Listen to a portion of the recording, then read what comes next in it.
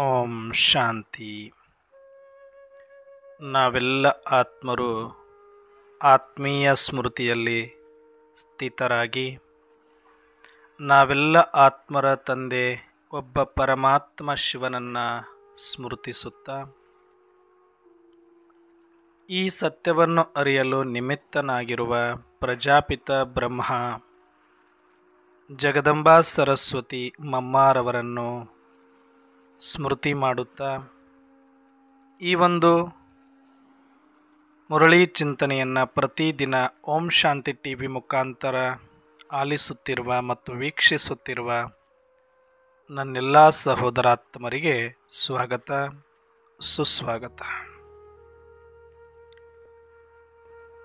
ಈ ದಿನ ವಿಶೇಷವಾಗಿ ಬಾಬಾರವರು ಪ್ರಶ್ನೋತ್ತರದಲ್ಲಿ ಒಂದು ಅದ್ಭುತವಾದ ಆತ್ಮೋನ್ನತಿಗಾಗಿ ವಿಶೇಷ ಮಹಾವಾಕ್ಯವನ್ನು ಕೊಟ್ಟಿದ್ದಾರೆ. ಆ ಒಂದು ಆಜ್ಞೆ ಅಥವಾ ಮಹಾವಾಕ್ಯ ನಾವು ಚಿಂತನೆ ಮಾಡೋಣ. ಈ ದಿನದ ಪ್ರಶ್ನೆಯನ್ನು ಕೇಳುತ್ತಿದ್ದಾರೆ ಬಾಬಾರವರು. ವಿಶ್ವದ ರಾಜ್ಯ ಭಾಗ್ಯವನ್ನು ಪಡೆಯಲು ಯಾವ ಒಂದು ಪ್ರಯತ್ನಪಟ್ಟು ಪಕ್ಕಾ ಅಭ್ಯಾಸವನ್ನು ಮಾಡಿಕೊಳ್ಬೇಕು? ವಿಶ್ವದ ರಾಜ್ಯಭಾಗ್ಯ ಪಡಿಬೇಕು ಅಂದರೆ ಯಾವೊಂದು ಅಭ್ಯಾಸವನ್ನು ಬಹಳ ಕಷ್ಟಪಟ್ಟು ಪ್ರಾಕ್ಟೀಸ್ ಮಾಡಬೇಕು? ಅದಕ್ಕೆ ಉತ್ತರದಲ್ಲಿ ಬಾಬಾರವರೇ ತಿಳಿಸ್ತಾರೆ, ಜ್ಞಾನದ 3ನೇ ನೇತ್ರದಿಂದ ಅಕಾಲ ಸಿಂಹಾಸನಧಾರಿ ಆತ್ಮ ಸಹೋದರನನ್ನು ನೋಡುವಂತಹ ಪ್ರಯತ್ನ ಪಡಿ. ಅಂದರೆ ನಿಮ್ಮನ್ನು ನೀವು ಆತ್ಮದ ಸ್ವಸ್ಮೃತಿಯಲ್ಲಿಟ್ಟುಕೊಂಡು ಅಕಾಲ ಸಿಂಹಾಸನ ಅಂದರೆ ಭ್ರೂ ಮಧ್ಯದಲ್ಲಿ ಸ್ಮೃತಿ ಸ್ವರೂಪರಾಗಿ ಪ್ರತಿಯೊಬ್ಬರನ್ನು ಭ್ರೂ ಮಧ್ಯದಲ್ಲಿ ಇರುವಂಥ ಆತ್ಮ ಸಹೋದರ ಎಂದು ನೋಡುವಂತಹ ಪ್ರಾಕ್ಟೀಸ್, ಇದು ಬಹಳ ಕಷ್ಟಪಟ್ಟು ಮಾಡಬೇಕು ಅಂತ ಹೇಳ್ತಿದ್ದಾರೆ.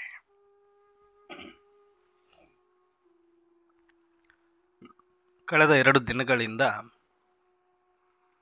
ಈ ಸೇವೆಯ ಕುರಿತಾಗಿ ನಾವು ನೋಡ್ತಾ ಇದ್ವಿ. ಯಾಕೆ ಅಂತಂದರೆ ಇದು ಕರ್ಮ ಸಿದ್ಧಾಂತದ ಆಧಾರದ ಮೇಲೆ ಮಾಡಲ್ಪಟ್ಟಿರುವ ಈ ಒಂದು ಡ್ರಾಮಾ ಕರ್ಮಕ್ಕೆ ತಕ್ಕಂತೆ ರಿಟರ್ನ್ಸ್ ಅಂತ ಹೇಳಲಾಗುತ್ತೆ. ಅದರ ಅರ್ಥ ಕರ್ಮ ಇವ್ರು ಮಾಡಿ ರಿಟರ್ನ್ ಡ್ರಾಮಾ ಕೊಡುತ್ತೆ ಅಂತ ಅಲ್ಲ. ಕರ್ಮನೂ ಡ್ರಾಮಾನೇ ಮಾಡಿಸುತ್ತೆ, ರಿಟರ್ನು ಡ್ರಾಮಾನೇ ಕೊಡಿಸುತ್ತೆ. ಯಾಕಂದರೆ ಇದಕ್ಕೆ ಡೈರೆಕ್ಟ್ರು ಅನಾದಿನೇ, ಪ್ರೊಡ್ಯೂಸರು ಅನಾದಿನೇ, ನಾವೆಲ್ಲ ಪಾತ್ರಧಾರಿಗಳು ಆತ್ಮರಷ್ಟೇ. ಅದಕ್ಕೆ ಈ ಫಲ ಸಿಗಬೇಕು ಅಂದರೆ ಇವರು ಏನು ಕರ್ಮ ಮಾಡಬೇಕು ಅನ್ನೋದು ಮುಂಚಿತವಾಗಿ ಅದರಲ್ಲಿ ದಾಖಲಾಗಿರುತ್ತೆ. ಪಾತ್ರದಲ್ಲಿ ಈ ರೀತಿಯಾಗಿ ಇವರು ಮಾಡಿದಾಗ ಮುಂದೆ ಈ ರೀತಿಯಾದಂಥ ಫಲ ಸಿಗುತ್ತೆ. ಅದು ಕೂಡ ಡ್ರಾಮಾನೇ, ಅದು ಕೂಡ ಪೂರ್ವ ನಿಯೋಜಿತನೇ. ಹಾಗೆ ನೋಡಿದ್ರೆ ಎಲ್ಲವೂ ಇಲ್ಲಿ ಡ್ರಾಮಾ ಅನುಸಾರ ನಡೀತಾ ಇದೆ. ಇಲ್ಲಿ ಡ್ರಾಮಾ ಅನುಸಾರನೇ ಎಲ್ಲ ಸಿಗ್ತಾ ಇದೆ. ಇಲ್ಲಿ ಬಾಬಾರವರು ಏನು ಮಾಡಲಿಕ್ಕೆ ಪ್ರಯತ್ನ ಮಾಡ್ತಿದ್ದಾರೆ ಅಂತಂದರೆ ಆ ಡ್ರಾಮಾದಲ್ಲಿ ಯಾವ ಯಾವ ನಿಯಮಗಳು ಹೇಗೆ ವರ್ಕ್ ಆಗುತ್ತೆ ಅನ್ನೋದನ್ನು ಮಾತ್ರ ಇಲ್ಲಿ ಕ್ಲೂ ಕೊಡ್ತಾರೆ. ಆ ರೀತಿಯಲ್ಲಿ ಪ್ರಯತ್ನ ಪಡಿ ಅಂತ ಎಲ್ರಿಗೂ ಹೇಳ್ತಾರೆ. ಆದರೆ ಡ್ರಾಮಾನುಸಾರ ಯಾರ್ಯಾರ ಪಾತ್ರದಲ್ಲಿ ಇರುತ್ತೋ ಅವ್ರು ಮಾತ್ರನೇ ಮಾಡಲಿಕ್ಕಾಗತ್ತೆ. ಇದು ಡ್ರಾಮಾ ತುಂಬ ಸೀಕ್ರೆಟ್ ಮತ್ತು ಸಸ್ಪೆನ್ಸ್ ಇರೋದು ಇಲ್ಲೇನೆ. ಬಾಬಾರವ್ರು ಮತ್ತು ಮುರಳಿಯಲ್ಲಿ ತಿಳಿಸ್ತಾರಲ್ಲ ಅನ್ನೋರೇ, ಮಾಡಿ ಅಂತ ಹೇಳ್ತಾರಲ್ಲ ಅನ್ನೋರೇ ಅಂದ್ರೆ ಹೌದು, ಅವರು ಬಂದಿರೋದೇ ಡ್ರಾಮಾದಲ್ಲಿ ಯಾವ ಯಾವ ಕರ್ಮಕ್ಕೆ ಯಾವ ಯಾವ ಫಲ, ಹೇಗೆ ಅದು ವರ್ಕ್ ಆಗುತ್ತೆ. ಆ ಡ್ರಾಮಾ ಮುಂಚೆ ಇದನ್ನು ಮಾಡಿಸಿದೆ ಅಂತಂದರೆ ಆಮೇಲೆ ಇದನ್ನು ಕೊಟ್ಟೇ ಕೊಡುತ್ತೆ. ಆಮೇಲೆ ಇದನ್ನು ಕೊಡಬೇಕು ಅಂದರೆ ಮುಂಚೆ ಇದನ್ನು ಮಾಡಿಸುತ್ತೆ. ಇದು ಡ್ರಾಮಾದ ನಿಯಮ ಇದೆ. ಈ ಆದಿ ಮಧ್ಯ ಅಂತ್ಯದ ಜ್ಞಾನದಲ್ಲಿ ಇದು ಬರುತ್ತೆ. ಹಾಗಾಗಿ ಆ ಸೀಕ್ರೆಟ್ಗಳನ್ನು ಅಥವಾ ಡ್ರಾಮಾದ ನಿಯಮಗಳನ್ನು ಓಪನ್ ಅಪ್ ಆಗಿ ಇಲ್ಲಿ ಪ್ರಸ್ತುತಪಡಿಸ್ತಾ ಇದ್ದಾರೆ ಮುರಳಿಯ ಮುಖಾಂತರ. ಆದರೆ ಅದನ್ನು ಕೇಳಿದ ತಕ್ಷಣ ಎಲ್ರಿಗೂ ಆಸೆ ಆಗುತ್ತೆ, ಓ ನಾವು ಮಾಡಿದರೆ ಸಿಕ್ಕಿಬಿಡ್ಬೋದು, ನಾವು ಮಾಡಿದರೆ ಸಿಕ್ಕಿಬಿಡ್ಬೋದು ಅನ್ನುವಂಥ ಒಂದು ಕಾಂಪಿಟೇಷನ್ನು, ಒಳಗಡೆಯಿಂದ ಉತ್ಕಟ ಆಸಕ್ತಿ ಎಲ್ಲವೂ ಬರುತ್ತೆ ನಿಜ. ಆದರೆ ಡ್ರಾಮಾದಲ್ಲಿ ಯಾರು ಏನು ಮಾಡಬೇಕು ಅನ್ನೋದು ಪೂರ್ವ ನಿಯೋಜಿತ ಆಗಿದೆ ಅನ್ನೋದನ್ನೇ ಮರೆತು ಬಿಡ್ತೀವಿ. ಅಷ್ಟರ ಮಟ್ಟಿಗೆ ನಾವು ಎಮೋಷ್ನಲ್ ಆಗಿ ಹೋಗ್ತಾ ಇರ್ತೀವಿ. ಇದು ಆರಂಭದ ಹಂತದಲ್ಲಿ ಎಲ್ಲರದ್ದು ಕೂಡ ಇದು ಸ್ಟೇಜ್ ಇರುತ್ತೆ, ಇದನ್ನು ದಾಟಲೇಬೇಕು ಕೂಡ. ಆದರೆ ಹಂತ ಹಂತವಾಗಿ ನಮಗೆ ಪ್ರಬುದ್ಧತೆ ಬಂದಂತೆ ಈ ಜ್ಞಾನದ ಆಳ ನಾವು ಅರ್ಥ ಮಾಡಿಕೊಳ್ತಾ ಹೋದಾಗ ನಮಗೆ ಕೆಲವು ಸತ್ಯಗಳು ಅದು ತುಂಬ ಸಹಕಾರಿ ಮತ್ತು ತುಂಬ ಪರಿಣಾಮಕಾರಿಯಾಗುವಂತಹ ಕೆಲವು ವಿಷಯಗಳು ನಮಗೆ ತಿಳಿತಾ ಹೋಗುತ್ತೆ. ಆದರೆ ಆ ಸತ್ಯಗಳು ತಿಳಿದ ಮೇಲೆ ಅದನ್ನು ಡೈಜೆಸ್ಟ್ ಮಾಡಿಕೊಂಡು ಅವಾಗಲೂ ಕೂಡ ಪುರುಷಾರ್ಥದ ತೀವ್ರತೆ ಆಸಕ್ತಿಯನ್ನು ಉಳಿಸ್ಕೊಂಡು ಸಾಕ್ಷಿಯಾಗಿ ಅಲ್ಲಿ ಮಾಡ್ತಾ ಹೋಗುವಂಥ ಒಂದು ಯೋಗ್ಯತೆ ಎಲ್ರಿಗೂ ಇರಲ್ಲ. ಸ್ವಯಂ ಶ್ರೀಮನ್ ನಾರಾಯಣ ನೀನೇ ಅಂತ ಗೊತ್ತಾದ ಮೇಲೆ ಅದಕ್ಕೆ ಪುರುಷಾರ್ಥನೂ ಇಲ್ಲಿ ಮಾಡಲೇಬೇಕಾಗತ್ತೆ ಅನ್ನುವ ಸತ್ಯ ಬ್ರಹ್ಮ ಬಾಬರವರಿಗೆ ಗೊತ್ತಿರುತ್ತೆ. ಅಲ್ಲಿ ನಾರಾಯಣ ಆಗಬೇಕು ಅಂತಂದರೆ ಇಲ್ಲಿ ನಾರಾಯಣ ಯೋಗ್ಯ ಪುರುಷಾರ್ಥ ಅಥವಾ ಸೇವೆಯನ್ನು ಮಾಡಿ ತೋರಿಸಬೇಕಾಗತ್ತೆ. ಇದು ಡ್ರಾಮದ ನಿಯಮ.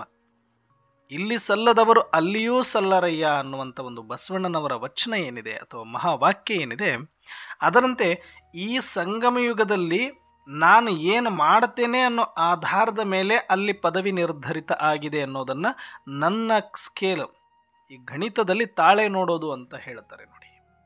ಗಣಿತದಲ್ಲಿ ಫಾರ್ಮುಲಾ ಹಾಕಿರ್ತೀವಿ, ನಾನೇ ಎಲ್ಲ ಉತ್ತರವನ್ನು ಬರೆದಿರ್ತೇನೆ, ಅದನ್ನು ತಾಳೆ ನೋಡ್ಕೊಳ್ಳೋದಕ್ಕೊಂದು ಫಾರ್ಮುಲಾ ಇರುತ್ತೆ. ಅದನ್ನು ಹಾಕಿ ನೋಡಿಬಿಟ್ರೆ ನಾನು ಬರೆದಿರೋ ಉತ್ತರ ಸರಿಯಾಗಿದೆಯಾ ರಾಂಗ್ ಆಗಿದೆಯಾ, ಎಷ್ಟು ಅಂಕ ಬರಬಹುದು ಅನ್ನೋದು ನಿರ್ಧರಿತ ಮಾಡಿಬಿಡಬಹುದು. ಇದರಲ್ಲಿ ಯಾವ ಅನುಮಾನವೂ ಇಲ್ಲ, ಗಣಿತದಂತೆ. ಹಾಗೆ ಈ ಒಂದು ಜ್ಞಾನವೂ ಸಹ ಇಲ್ಲಿ ಪ್ರಶ್ನೆನೂ ಇದೆ, ಉತ್ತರನೂ ಇದೆ, ಪುರುಷಾರ್ಥನೂ ಇದೆ, ಪ್ರಾರಬ್ಧನೂ ಇದೆ.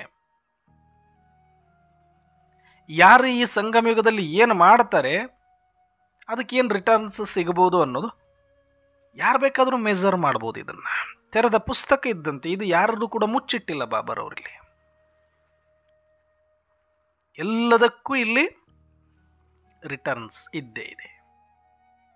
ಆದರೆ ಹೇಳೋದು ಭಗವಂತನ ಕರ್ತವ್ಯ, ಎಲ್ಲರಿಗೂ ಹೇಳಿ ಅಂತ. ಆದರೆ ಅದು ಭಗವಂತನಿಗೂ ಗೊತ್ತು, ಎಲ್ಲರೂ ಇದನ್ನು ಮಾಡೋಕ್ಕಾಗಲ್ಲ, ಯಾಕಂದರೆ ಎಲ್ಲರದ್ದು ಪಾತ್ರ ಇಲ್ಲ ಅಂತ. ಅದಕ್ಕೆ ಅವರು ಅಷ್ಟು ನಿಶ್ಚಿಂತವಾಗಿ ಇರೋದು.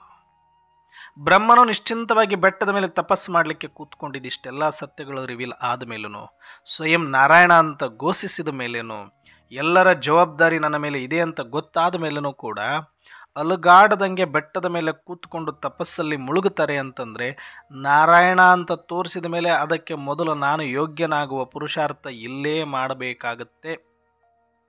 ಈ ಸತ್ಯ ಗೊತ್ತಿರೋದ್ರಿಂದ ಮೊದಲು ತಾನಾಗುವ ಪ್ರಯತ್ನ ಪಡ್ತಾನೆ ಬ್ರಹ್ಮ. ಇದನ್ನು ಸ್ವಾರ್ಥ ಅಂತಾದರೂ ಕರೀರಿ, ಅಥವಾ ಇದು ಅನಿವಾರ್ಯ ನಿಯಮ ಅಂತಾದರೂ ಕರೀರಿ, ಅಥವಾ ನಾನು ಪರಿವರ್ತನೆಯಾಗಿ ಜಗತ್ತನ್ನು ಪರಿವರ್ತನೆ ಮಾಡಬೇಕು ಅನ್ನುವಂಥ ಒಂದು ಚಿಂತನೆ ಅಂತಾದರೂ ಕರೀರಿ. ಇದು ಡ್ರಾಮಾ ಸತ್ಯ. ಇದನ್ನು ಅರ್ಥ ಮಾಡಿಕೊಂಡ್ರವ್ರು ಬಹಳ ಬೇಗನೆ ಮಮ್ಮಾರವರು, ಬಾಬಾರವರು. ಮೊದಲು ನಾವು ನಮ್ಮಲ್ಲಿ ಏನು ಪರಿವರ್ತನೆ ಮಾಡಿಕೊಳ್ತೀವಿ, ಏನು ನಾವು ಸ್ಥಿತಿ ಇಟ್ಕೊಳ್ತೀವಿ, ಅದರ ಆಧಾರದ ಮೇಲೆ ಗತಿ. ಜೈಸಾ ಸ್ಮೃತಿ ವೈಸಾ ಸ್ಥಿತಿ, ಜೈಸಾ ಸ್ಥಿತಿ ವೈಸಾ ಗತಿ. ಇದು ಫಾರ್ಮುಲಾ ನೆನ್ಪಿಟ್ಕೊಂಬಿಡಿ. ಇದನ್ನು 100% ಈ ಫಾರ್ಮುಲಾ ಬಿಟ್ಟು ಎಲ್ಲೂ ಅಲುಗಾಡಲಿಲ್ಲ ಬ್ರಹ್ಮ ಬಾಬರವರು ಮತ್ತು ಮಮ್ಮಾರವರು. ಏನು ವಿಶ್ವದ ಎಲ್ಲ ಆತ್ಮರು ಕೂಡ ನಿಮ್ಮ ಸುಪುತ್ರರು ಅಂತ ಸರಸ್ವತಿಗೆ ಮತ್ತು ಬ್ರಹ್ಮಾರವರಿಗೆ ಹೇಳಿದ್ರು ಭಗವಂತ ಅಂದ್ರೂ, ನೀವೇ ಸಾಕ್ಷಾತ್ ಸ್ವಯಂ ಶ್ರೀಕೃಷ್ಣ ಶ್ರೀರಾಧೆ ಅಂತ ಹೇಳಿದ್ರು, ನೀವೇ ಶ್ರೀಮನ್ ಲಕ್ಷ್ಮೀ ನಾರಾಯಣರು ಅಂತ ಹೇಳಿದ್ರು, ನೀವು ಸೂರ್ಯ ವಂಶಸ್ಥರು ಅಂತ ಹೇಳಿದ ಮೇಲೇನು, ಮತ್ತು ನೀವು ಪ್ರಜಾಪಿತ ಜಗದಂಬ ಅಂತ ಹೇಳಿದ ಮೇಲೇನೂ ಸಹ ಅವರು ಜಗತ್ತಿನ ಬಗ್ಗೆ ಯೋಚನೆ ಮಾಡಲಿಕ್ಕೆ ಹೋಗಲಿಲ್ಲ. ಯಾಕಂದ್ರೆ ಜಗತ್ತು ಏನಾಗಬೇಕು ಅನ್ನೋದನ್ನ ಇವರಿಬ್ಬರೇ ನಿರ್ಧಾರ ಮಾಡೋಕ್ಕಾಗಲ್ಲ. ಯಾರ್ಯಾರು ಯಾವ್ಯಾವ ಪದವಿ ಪಡಿಬೇಕು ಅನ್ನೋದು ಅದು ಬ್ರಹ್ಮಮಮ್ಮರವರ ಕೈಯಲ್ಲಿ ಇಲ್ಲ. ಯಾರ್ಯಾರ ಪದವಿ, ಯಾರ್ಯಾರ ಪ್ರಾರಬ್ಧವನ್ನು ಅವರ ಪುರುಷಾರ್ಥವೇ ನಿರ್ಧರಿಸುತ್ತೆ. ಅದು ಯಾರು ಅಂತಲೂ ಇವ್ರು ನಿರ್ಧಾರ ಮಾಡೋಕ್ಕೆ ಆಗಲ್ಲ. ಹಾಗಾಗಿ ಇಷ್ಟು ಮಾತ್ರ ಸತ್ಯ, ಲಕ್ಷ್ಮೀನಾರಾಯಣ ಆಗಬೇಕು ಅಂತ ಈಗೇನು ನಾನು ಸಾಕ್ಷಾತ್ಕಾರ ಮಾಡ್ಕೊಂಡು ಆಗ್ತೀವಿ ಅಂತ ಹೇಳಿದ್ರು ಕೂಡ ಇದರ ಪುರುಷಾರ್ಥವನ್ನು ಯಾವತ್ತಿದ್ರೂ ನಾನೇ ಮಾಡಬೇಕು ಅಂತ ಬ್ರಹ್ಮನಿಗೂ ಗೊತ್ತಿತ್ತು, ಮಮ್ಮಾರವರಿಗೂ ಗೊತ್ತಿತ್ತು. ಹಾಗಾಗಿ ಮೊದಲು ನಾವಾಗಬೇಕಾಗಿದೆ. ನಾವಾಗದೆ ಜಗತ್ತಿಗೆ ಮಾಡಬೇಕಲ್ಲ ಅನ್ನೋ ಭಾವನೆ ಏನೋ ಒಳ್ಳೆಯದು, ತಿಳಿದಿದ್ದೆಲ್ಲ ಎಲ್ಲರಿಗೂ ತಿಳಿಸಿಬಿಡೋಣ ಅನ್ನುವಂಥ ಸ್ಪೀಡ್ ಏನೋ ಒಳ್ಳೆಯದು. ಆದರೆ ಅಷ್ಟು ಸಮಯವನ್ನು ವ್ಯರ್ಥ ಮಾಡುವಷ್ಟು ನಂಬಿಕೆ ಬ್ರಹ್ಮಬಾಬರವರಿಗೆ ಮತ್ತು ಮಮ್ಮಾರವರಿಗೆ ಇರಲಿಲ್ಲ. ಯಾಕೆ ಅಂತಂದರೆ ಪ್ರಜಾಪಿತ ಬ್ರಹ್ಮಬಾಬರವರಿಗೆ ಆಗಲೇ 60 ವರ್ಷ ವಯಸ್ಸು.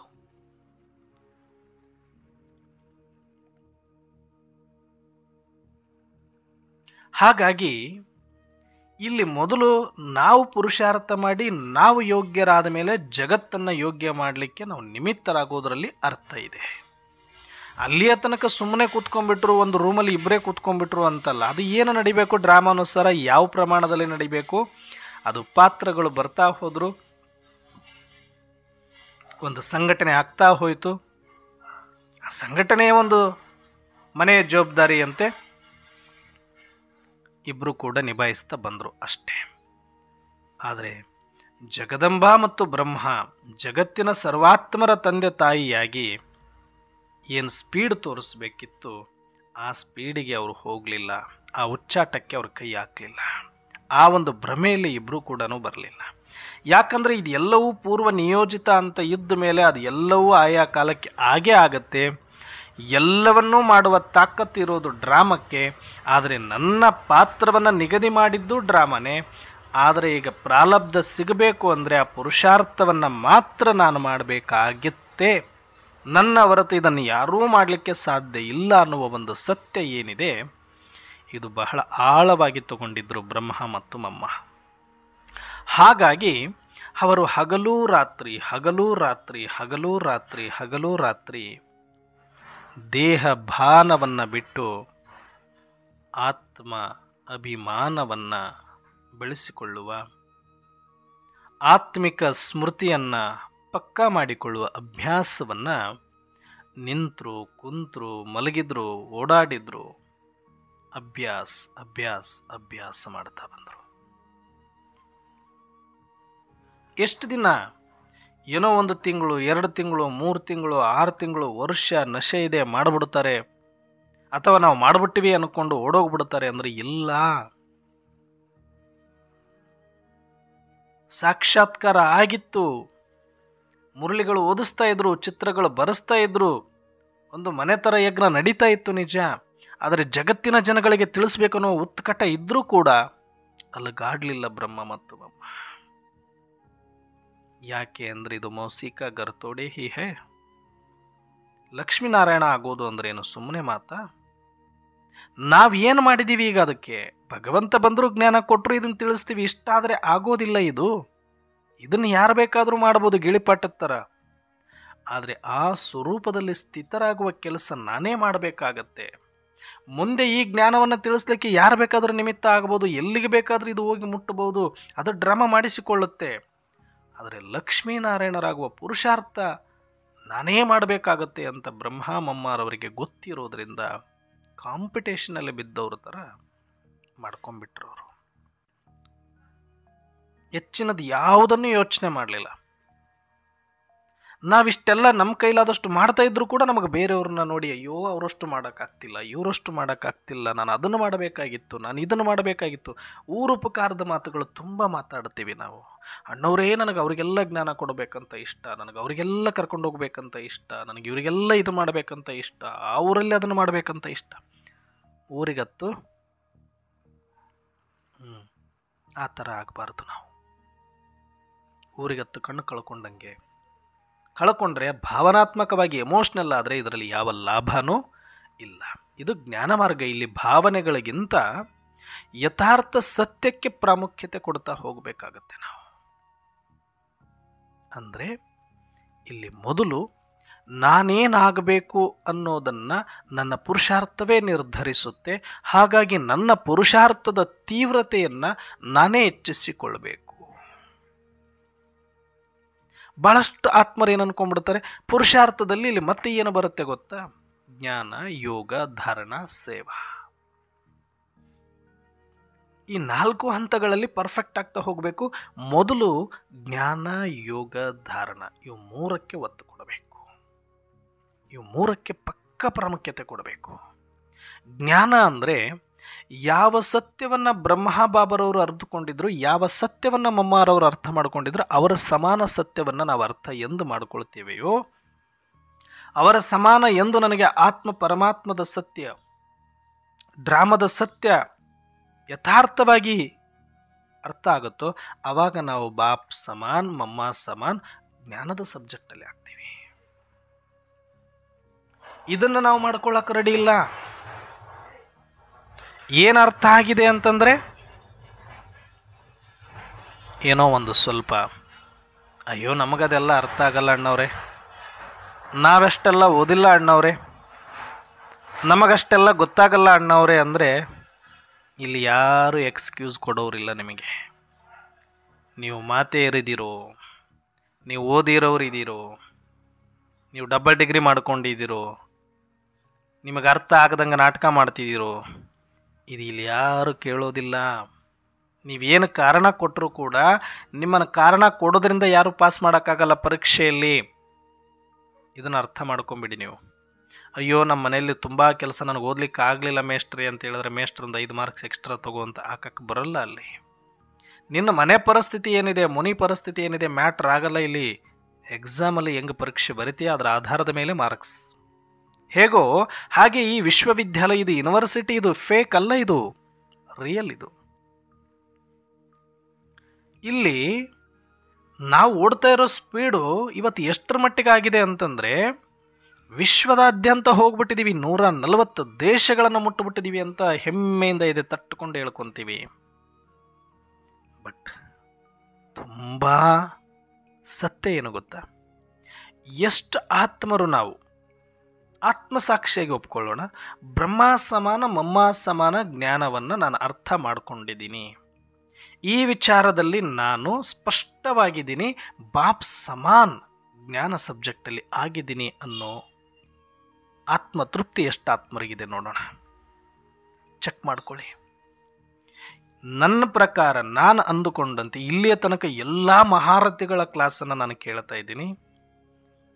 ಇದು ವೈಯಕ್ತಿಕ ಎಲ್ಲರಿಗಿಂತ ನಾನೇನು ಭಾರಿ ಶ್ರೇಷ್ಠ ಅಂತ ಆಗಲಿ ಅಥವಾ ನನಗೆ ಅರ್ಥ ಆಗಿಬಿಟ್ಟೈತೆ ಯಾರಿಗೂ ಅರ್ಥ ಆಗಲಿಲ್ಲ ಅಂತ ಹೇಳ್ತಾ ಇಲ್ಲ. ನನ್ನ ಅನಿಸಿಕೆ, ನನ್ನ ಅನುಭವದ ಆಧಾರದ ಮೇಲೆ ಹೇಳೋದಾದರೆ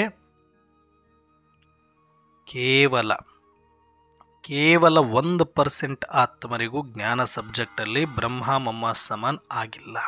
ಇದು ಸತ್ಯ. ಇದು ಸತ್ಯ. ಇವಾಗಲೂ ಕುಲ ಬಜಾರ್. ಆದರೆ ಯಾರಿಗೂ ಜ್ಞಾನದ ಯಥಾರ್ಥ ತಿಳಿಯುವ ಬಗ್ಗೆ ಕುತೂಹಲ ಇಲ್ಲ. ತೋರಿಸ್ತಾ ಇದ್ದಾರೆ ಕುತೂಹಲ ಯಾವುದರಲ್ಲಿ? ರಿಸರ್ಚ್ಗಳು ಮಾಡ್ತಿದ್ದಾರೆ. ಯಾವುದರಲ್ಲಿ ಅಂದರೆ ವಿಸ್ತಾರದಲ್ಲಿ ಮಾಡ್ತಿದ್ದಾರೆ, ಪಾತ್ರಕ್ಕಾಗಿ ಮಾಡ್ತಿದ್ದಾರೆ, ಇತಿಹಾಸಕ್ಕಾಗಿ ಮಾಡ್ತಿದ್ದಾರೆ. ಸೈಂಟಿಸ್ಟ್ಗಳು ಮಾಡಲ್ವಾ? ಈಗ ಇತಿಹಾಸ ತಜ್ಞರು ಬಂದು ಇಲ್ಲಿ ಈ ಪಳವಳಿಕೆಗಳು ಸಿಕ್ತು, ಇಲ್ಲಿ ಈ ಶಿಲಾಶಾಸನಗಳು ಸಿಕ್ತು ಅಂತ ಹೆಂಗೆ ಹುಡುಕ್ತಾರೋ ಹಾಗೆ ಮುರುಳಿ ತಕ್ಕೊಂಡು ಏನಕ್ಕೆ ಕೊಡ್ತಾರೆ ಇವರು ಅಂತಂದರೆ, ವಿನಾಶದ್ದೇನಾದರೂ ಸೀಕ್ರೆಟ್ ಇದೆಯಾ? ಕೃಷ್ಣನ ಜನ್ಮದ್ದೇನಾದರೂ ಸೀಕ್ರೆಟ್ ಇದೆಯಾ? ಮಮ್ಮಾರವ್ರು ಎಲ್ಲಿಡ್ತಾರೆ ಅನ್ನೋದ್ರ ಬಗ್ಗೆ ಸೀಕ್ರೆಟ್ ಇದೆಯಾ? ಸೂರ್ಯವಂಶದ ಸ್ವರ್ಗದ ಬಗ್ಗೆ ಸೀಕ್ರೆಟ್ಸ್ ಇದೆಯಾ? ಏನು ಅಬ್ಬಬ್ಬಬ್ಬಬ್ಬಬ್ಬಬ್ಬ ಇವರು ಉತ್ಖನನಗಳು. ಇದು ಮಾಯೆ. ನನ್ನ ಪ್ರಕಾರ ನಡೆಯುವಾಗ ನಿಮಗೆ ಪುರುಷಾರ್ಥ ಪ್ರಾಮಾಣಿಕವಾಗಿ ಮಾಡಬೇಕನ್ನುವಾಗ ಒಂದಷ್ಟು ನಿಮಗೆ ಪರಿಸ್ಥಿತಿಗಳು ಬರುತ್ತೆ, ವಿಕಾರಗಳು ಬರುತ್ತೆ, ವಿಕಲ್ಪಗಳು ಬರುತ್ತೆ. ಅದು ಮಾಯೆ ಅಂತ ನೀವು ಅಂದ್ಕೊಂಡಿರ್ಬೋದು. ನಿಮ್ಮಲ್ಲಿ ಪ್ರಾಮಾಣಿಕತೆ ಇದೆ, ಸತ್ಯತೆ ಇದೆ, ಆದರೂ ಕೂಡ ಅದು ಬರುತ್ತೆ. ಅದು ಮಾಯೆ ಅಂತಂದ್ರೆ ಅದು ತುಂಬ ಸಣ್ಣ ಮಾಯೆ. ಅದು ಇವತ್ತಲ್ಲ ನಾಳೆ ಅದನ್ನು ಪಾರಾಗಬಹುದು ನೀವು. ಆದರೆ ದೊಡ್ಡ ಮಾಯೆ ಯಾವುದು ಗೊತ್ತಾ? ಯಾವುದು ಯಥಾರ್ಥ ಸತ್ಯ ಇದೆಯೋ ಅದರ ವಿರುದ್ಧ ದಿಕ್ಕಿನಲ್ಲಿ ನಮ್ಮನ್ನು ಎಳೆದುಕೊಂಡು ಹೋಗೋದಿದೆಯಲ್ಲ, ಜ್ಞಾನಿಗಳಿಗೆ ಜ್ಞಾನವೇ ಮಾಯೆ ಅಂತ ಹೇಳ್ತಾರಲ್ಲ, ಆ ಥರ ಇವತ್ತು ಯಾರನ್ನ ನಾವು ದೊಡ್ಡವರು ಅನ್ಕೊಂಡ್ಬಿಟ್ಟಿದ್ದೀವಿ. ಯಾರದ್ದೆಲ್ಲ ಇವತ್ತು ನಾವು ಸ್ಪೀಚ್ಗಳನ್ನು ಕೇಳ್ತಾ ಇದ್ದೀವಿ, ಅವರೆಲ್ಲರೂ ಸತ್ಯದ ವಿರುದ್ಧ ದಿಕ್ಕಿನಲ್ಲಿ ಹೋಗ್ತಾ ಇರುವುದು. ಅದು ಸ್ಪೀಡ್ ಎಷ್ಟಿದೆ ಗೊತ್ತಾ? ಸ್ಲೋ ಇಲ್ಲ, ಸಾವಿರಾರು ಕಿಲೋಮೀಟರ್ ಸ್ಪೀಡ್ಗಳಲ್ಲಿ ಹೋಗ್ತಾ ಇದ್ದಾರೆ ವಿರುದ್ಧ ದಿಕ್ಕಿನಲ್ಲಿ. ಒಂದು ಸಲ ಗೊತ್ತಾಯ್ತು ಸತ್ಯ ಅಂದರೆ ವಾಪಸ್ ಅವರು ತಿರುಗಿ ಬರೋದಿರಲಿ, ಅದನ್ನು ನೆನಪು ಮಾಡ್ಕೊಂಡ್ರೆ ಹಾರ್ಟ್ ಅಟ್ಯಾಕ್ ಆಗುತ್ತೆ, ಅಷ್ಟು ದೂರ ಹೋಗ್ಬಿಟ್ಟಿರ್ತಾರೆ. ಅಷ್ಟು ವಿರುದ್ಧ ದಿಕ್ಕಿನಲ್ಲಿ ಇವತ್ತು ಜ್ಞಾನದ ಸಬ್ಜೆಕ್ಟಲ್ಲಿ ಸಾಕ್ತಾ ಇದ್ದಾರೆ ಅನ್ನೋದು ನನಗೊಂದು ಒಳಗಡೆ ಕಳವಳ. ಆದರೆ ಅದರ ಅವಶ್ಯಕತೆ ಇಲ್ಲ. ಡ್ರಾಮಾ ಮಸ್ತ್ ಐತಿ. ಯಾಕಂದರೆ ಅಲ್ಲಿ ಬೇಕಿರೋದು ನವಕೋಟಿ ನಾರಾಯಣರಾಗಬೇಕು ಅಥವಾ ನಂಬರನ್ನು ಆಗಬೇಕು ಆತ್ಮರು ಅನ್ನೋರಿಗೆ ಮಾತ್ರ ಜ್ಞಾನದಲ್ಲಿ ಬಾಪ್ ಸಮಾನ ಆಗಬೇಕಾಗತ್ತೆ. ಕೋಟಿಯಲ್ಲಿ ಕೆಲವರಲ್ಲಿ ಕೆಲವರು ಮಾತ್ರ ಇದನ್ನು ಅರ್ಥ ಮಾಡ್ಕೊಳ್ತಾರೆ ಅನ್ನುವ ಸಬ್ಜೆಕ್ಟನ್ನು ಏನು ಬಾಬಾ ಹೇಳಿದರೆ ಅದು ನನಗೆ ಸುಸ್ಪಷ್ಟವಾಗಿ ಕಾಣಿಸ್ತಾ ಇದೆ.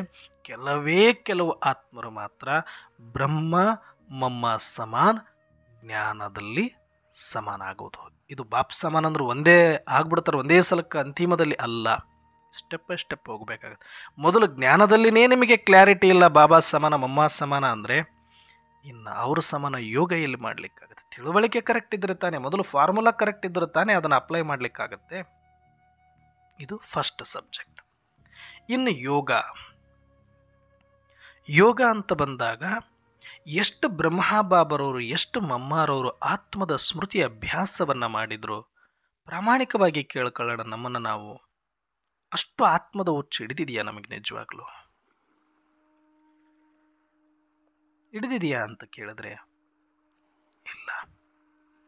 ನೋಡಿದ್ರೆ ಅವ್ರಿಗಿಂತ ಚೆನ್ನಾಗಿ ಒಳ್ಳೆ ಸವಲತ್ತುಗಳಿದೆ ನಮಗೆ, ಒಳ್ಳೆ ವಾತಾವರಣ ಇದೆ ಇವತ್ತು, ಒಳ್ಳೆ ಕ್ಲಾರಿಟಿ ಇದೆ ನಮಗೆ ಇವತ್ತು, ಒಳ್ಳೆ ಸಪೋರ್ಟ್ ಇದೆ ನಮಗೆ ಇವತ್ತು ಇದನ್ನು ಮಾಡುವಾಗ ನಮಗೆ ಒಳ್ಳೆ ಬೆಲೆ ಸಿಗ್ತಾ ಇದೆ ಇವತ್ತು. ಆದರೆ ಅವತ್ತಂಗಿರಲಿಲ್ಲ. ಸಮಾಜವನ್ನು ಎದುರಾಕೊಂಡು, ಕುಟುಂಬವನ್ನು ಎದುರಾಕೊಂಡು, ಅವಮಾನವನ್ನು ಸಹಿಸಿಕೊಂಡು,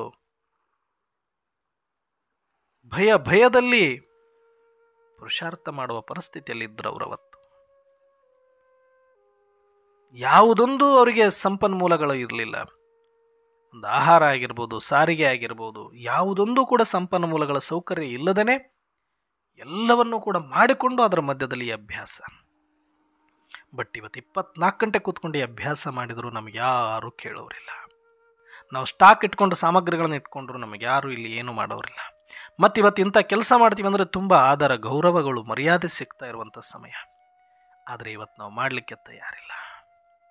ಯೋಗ ಅಂತಂದರೆ ಒಂದು ಸಲ ಅಮೃತ ವೇಳೆ ನುಮಶ ಆತ್ಮ ಅಂತ ತಿಳಿಯೋದು, ಬಾಬನಿಂದ ಶಕ್ತಿ ಸಿಗುತ್ತೆ ಅಂತ ಕಲರ್ಸ್ಗಳನ್ನು ಬಣ್ಣಗಳು ಬೀಳ್ತಾ ಇದೆ.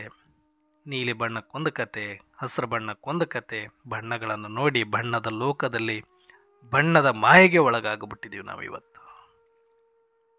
ಏನು ಯೋಗ ಅಂತಂದರೆ ಎಷ್ಟು ಅದ್ಭುತವಾಗಿದೆ. ನನ್ನ ಆತ್ಮ ಸ್ಮೃತಿಯಲ್ಲಿ ಇರೋದೇ ಯೋಗ. ಆತ್ಮ ಎಲ್ಲರಲ್ಲೂ ಇದೆ, ಆದರೆ ಎಲ್ಲರಿಗೂ ಅದರ ಸ್ಮೃತಿ ಇರಲಿಲ್ಲ. ಆ ಸ್ಮೃತಿ ಹೋಗಿ ಆತ್ಮನ ಜೊತೆ ಸೇರಿಕೊಳ್ಳುವುದೇ ನಿಜವಾದ ಯೋಗ. ಇದು ಯಾವಾಗ ಸೇರಿಕೊಳ್ಳುತ್ತೆ ಆಗ ಆಟೋಮೆಟಿಕ್ಕಾಗಿ ಆ ಸ್ಮೃತಿಯನ್ನು ಕೊಟ್ಟ ಪರಮಾತ್ಮ ತಂದೆಯ ಕಡೆಗೆ ಅದು ಓಡುತ್ತೆ.